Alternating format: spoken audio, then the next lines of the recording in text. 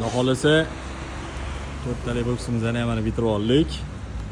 Shu mo'ykani atmosferasiga, rangiga mos bo'lgan holatda dizaynlanib berganmiz. Ekonomik domlangan mo'yka.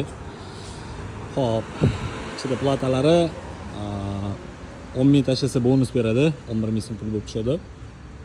Avtopauzalarni bunga o'rnatib qo'yganmiz. Hozir yuvib, test qilib, tekshirib, sinab ko'ramiz. Pistoletlarini uchidagi farsongalarni alishtirdik. Kecha ko'rsatdim bu videoni. Hop, pennasatkalar ham charchab ketgan ekan.